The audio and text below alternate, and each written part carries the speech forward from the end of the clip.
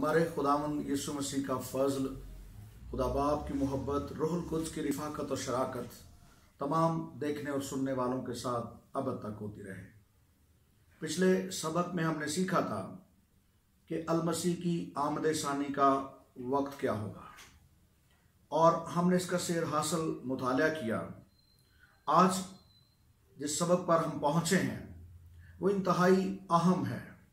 हमने सीखा था कि हमें वक्त का कोई पता नहीं, कोई नहीं जानता कि वो कब आएगा, लेकिन किताब मुकद्दस में चंद निशानियाँ जो लिखी गई हैं और अल-मसीह ने अपनी ज़ुबान मुबारक से भी उनको बयान किया है।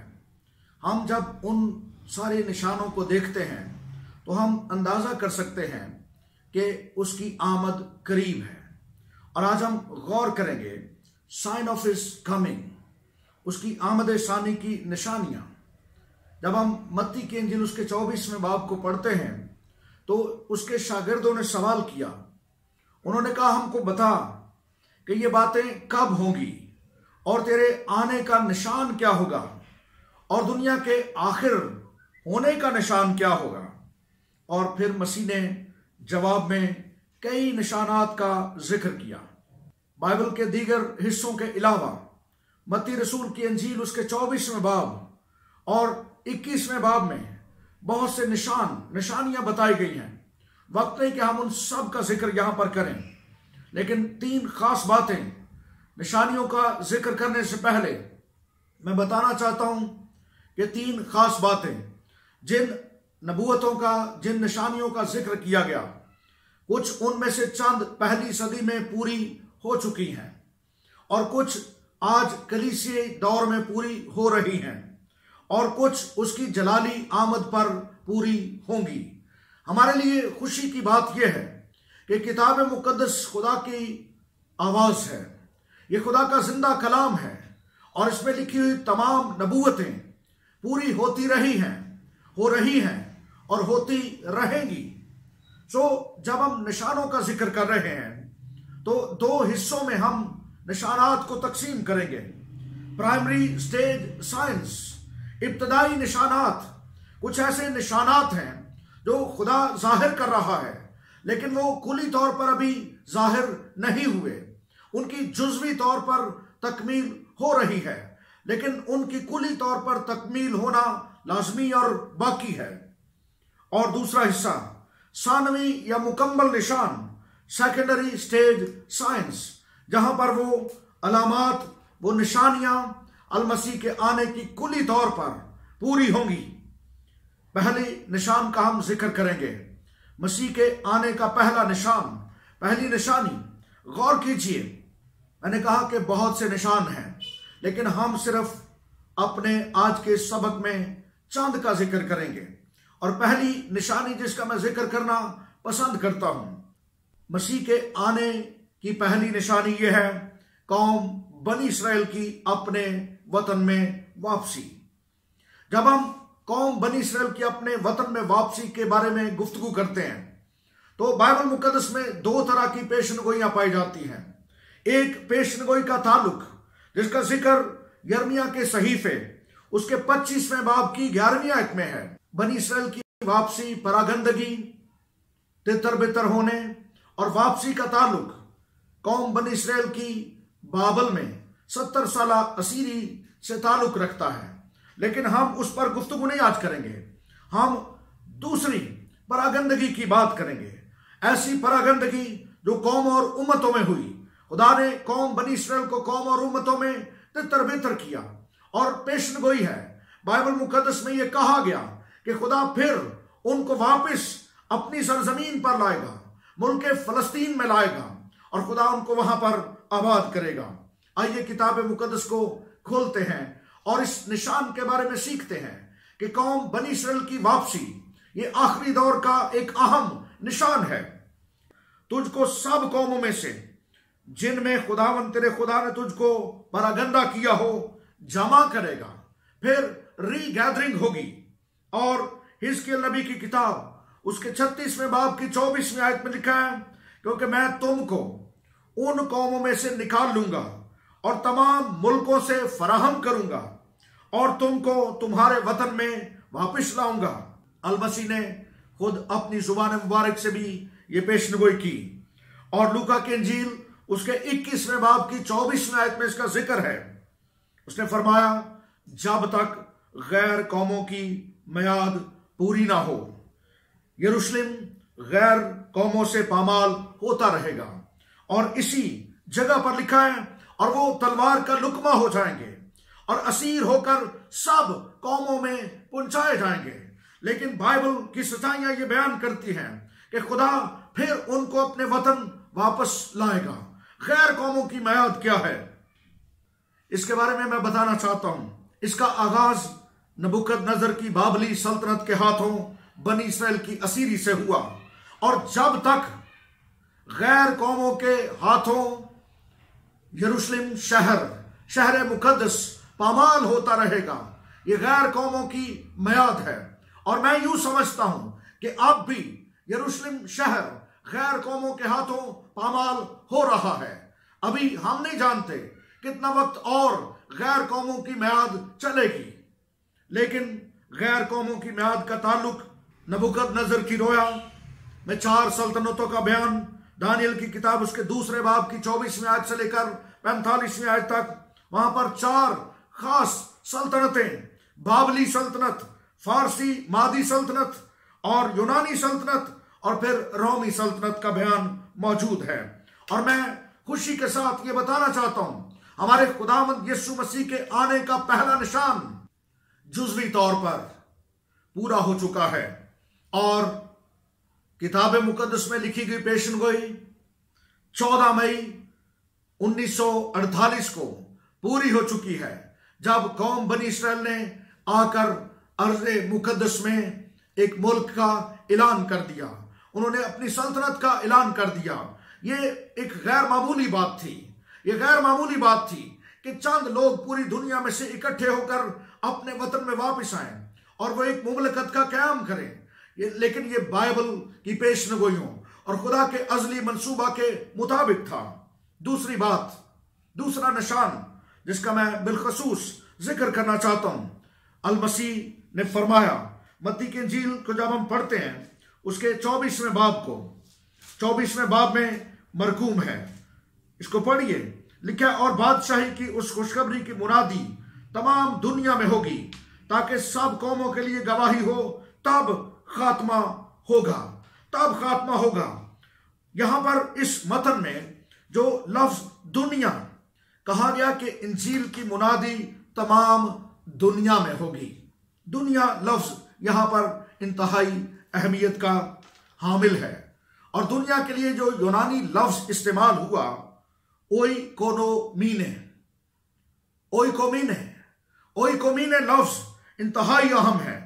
इसके मानी दुनिया का कोई कता जमीन नहीं है, बल्कि इसके मानी दुनिया के हर खित्ते में रहने वाले लोग। और जरूर है कि मसीह के आने से पहले दुनिया के तमाम खित्तों में, दुनिया की तमाम जगहों पर अंजील सुनाई जाए, खुशखबरी का कलाम सुनाया जाए। और फिर मत्ती की अंजील उसके 28वें बाब की 19वीं आयत, इरशाद आज़म ग्रेट कमीशन, उसमें अल मसीह ने यह फरमाया, बस तुम जाकर सब कौमों को शागिर्द बनाओ। ये सब कौमें, इसके लिए जो यूनानी लफ्ज इस्तेमाल हुआ है एथनोस, और एथनोस का मतलब है सारी दुनिया के अंदर मुख्तलिफ तरह की जुबानें बोलने वाली नस्लें, सारी दुनिया के अंदर मुख्तलिफ तरह की जुबानें बोलने वाली नस्लें। और मैं खुशी से बयान करना चाहता हूं, वो फिर बयान कर रहा हूं कि ये कुली तौर पर अभी पूरा नहीं हुआ, ये जुज़वी तौर पर पूरा हुआ है, लेकिन किसी हद तक ये बात पूरी हो रही है और ये निशान पूरा हो चुका है किसी हद तक, और ये पूरा होना अभी बाकी है। आज तेज तरीन मुवासलात के जराए से इंजील दुनिया के कोने कोने तक पहुंच रही है। और मैं ये भी कहना चाहता हूं कि सच्ची कलीसिया को अपनी जिम्मेदारी को निभाने में कोई कोताही नहीं करनी चाहिए, ताकि हमारे खुदावंद यीशु मसीह की आमद सानी जल्द हो। और कलीसिया इंतजार कर रही है, कलीसिया मुंतजर है कि खुदावंद यीशु जल दिया। तीसरी निशानी जिसका मैं बिलखसूस जिक्र करना चाहता हूं, मैं बार बार ये बयान करना चाहता हूं कि बहुत से निशानात हैं लेकिन मैं सब का जिक्र नहीं कर सकता, लेकिन मैं बिलखसूस चंद का जिक्र करना चाहता हूं। तीसरी निशानी मसीह के आने की, बुरे दिनों का दौर, एक खतरनाक दौर। मुकद्दस पौलुस रसूल के खतूत को पढ़िए।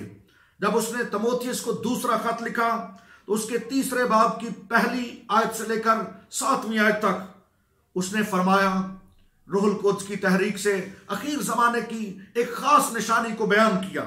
उसने कहा, लेकिन ये जान रख कि अखीर जमाना में बुरे दिन आएंगे, क्योंकि आदमी, गौर से सुनिए, खुदगर्ज होंगे, ज़रदोस्त होंगे, शेखीबाज होंगे, मगरूर होंगे, बदगो होंगे, माँ बाप के नाफरमान, नाशुकर, नापाक, तबई मोहब्बत से खाली, संग दिल, तोहमत लगाने वाले, बेज़ब्त, तुंद मिजाज, नेकी के दुश्मन, दगाबाज, ढीठ, गुमंड करने वाले, खुदा की निस्बत ऐशो इशरत को ज्यादा दोस्त रखने वाले। यहां पर तकरीबन 18 किस्म के लोगों का जिक्र किया गया है। 18 काइंड्स ऑफ मैन यहां पर जिक्र है। ये 18 किस्म के लोग, मैं सवाल उठाना चाहता हूं, इसमें कोई शक नहीं, तारीख के मुख्तलिफ बार में ये सारी खसूसियत रखने वाले लोग मौजूद रहे हैं। जी हां, आप कहेंगे इससे पहले भी लोग इस तरह की खसूसियत रखने वाले मौजूद रहे हैं। हां, लेकिन जो बात मैं करना चाहता हूं वो ये है, आज दुनिया के अंदर ये 18 किस्म की खसूसियत रखने वाले लोग, इस तरह के लोगों की मुआशरे पर गिरफ्त मजबूत हो गई है।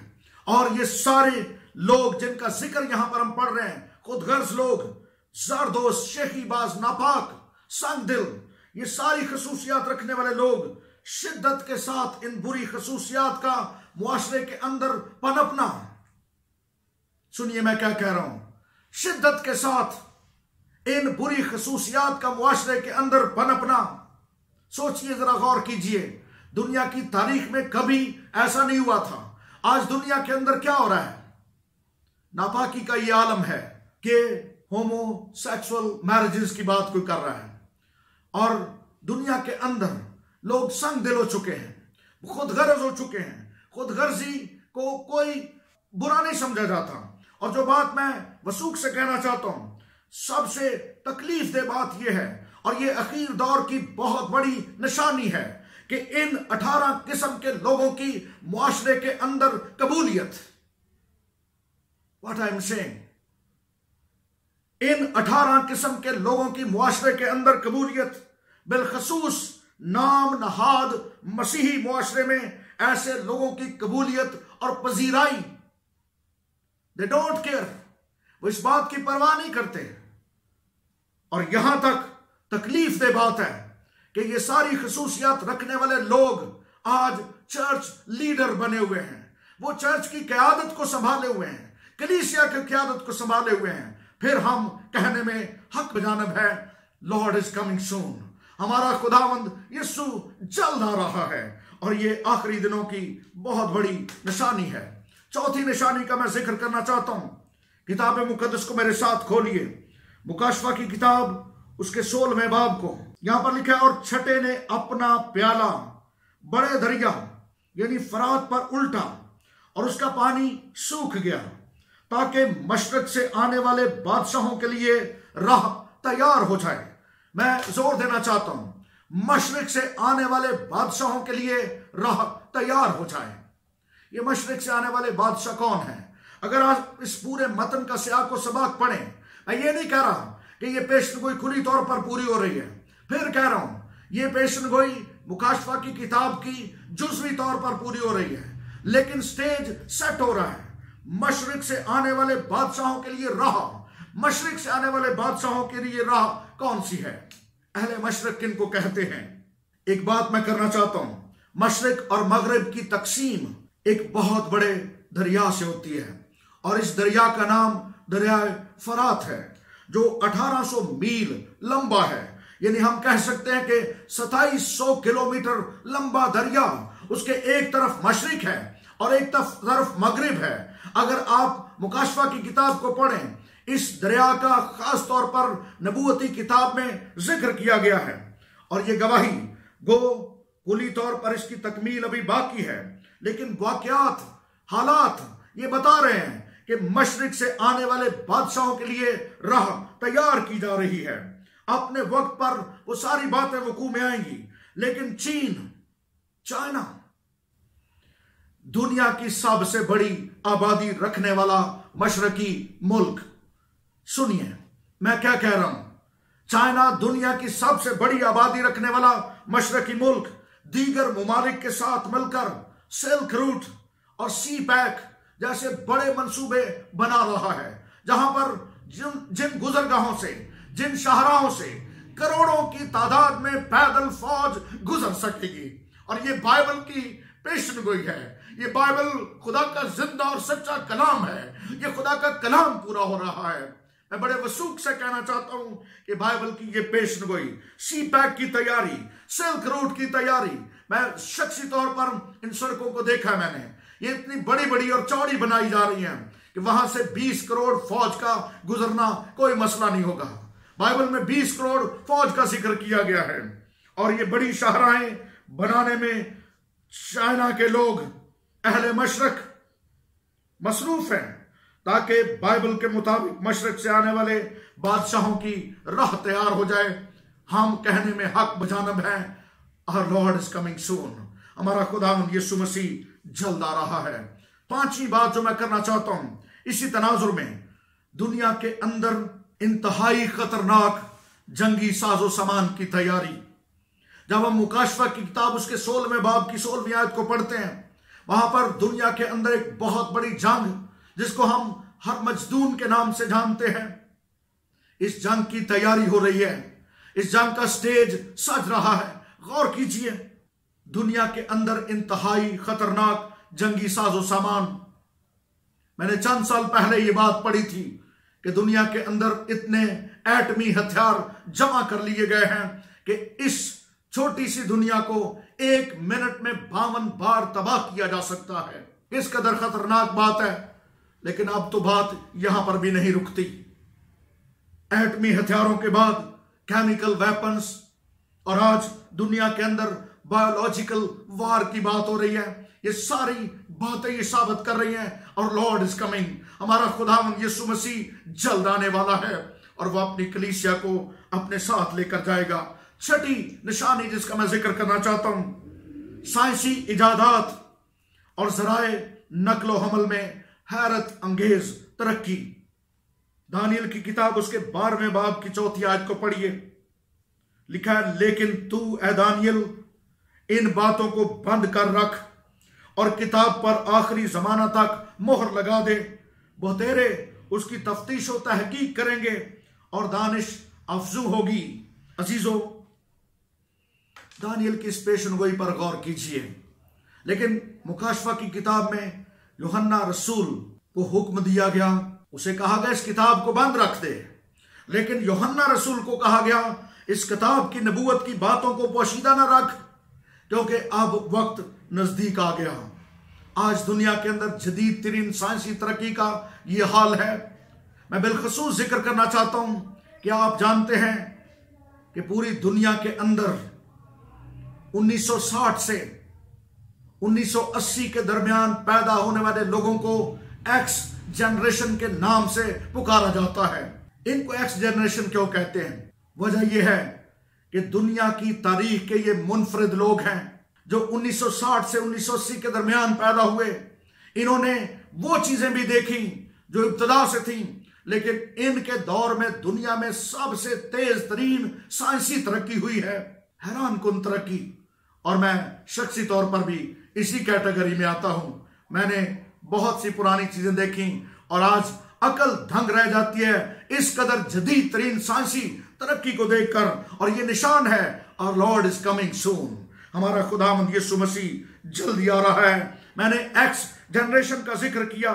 इस दौर में पैदा होने वाले लोग, उन्होंने एनालॉग चाइल्डहुड भी देखा है और उन्होंने डिजिटल अडल्टहुड भी देखा है, और they are going to see microchip.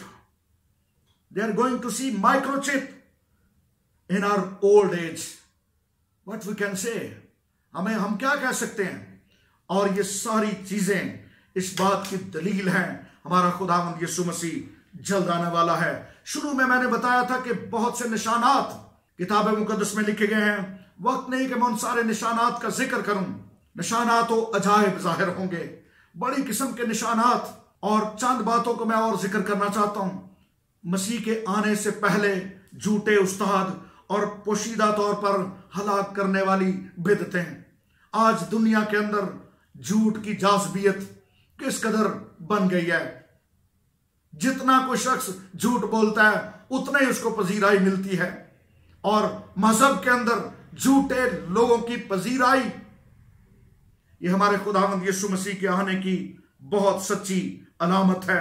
झूठे उस्ताद, और मैं ये तो नहीं कह रहा बहुत से लोगों ने मोहरों को खोल दिया है, मैंने अपनी पहली वीडियो में कहा था, लेकिन मैं जिम्मेदारी के साथ कह रहा हूं अभी मोहरें नहीं खुली, अभी मुखालिफ मसीह नहीं आया। मुखालिफ मसीह के आने से पहले कलीसिया आसमान पर उठाई जाएगी, लेकिन हम मुखालिफ मसीह की तासीर से भरे हुए लोगों को आज के दौर में देख सकते हैं, जिनके अंदर मुखालिफ मसीह की रूह काम कर रही है, मुखालिफ मसीह की तासीरें काम कर रही हैं, और वो पोशीदा तौर पर हलाक करने वाली बिदतें, ऐसी ऐसी बिदतें आप सुनकर हैरान हो जाएंगे।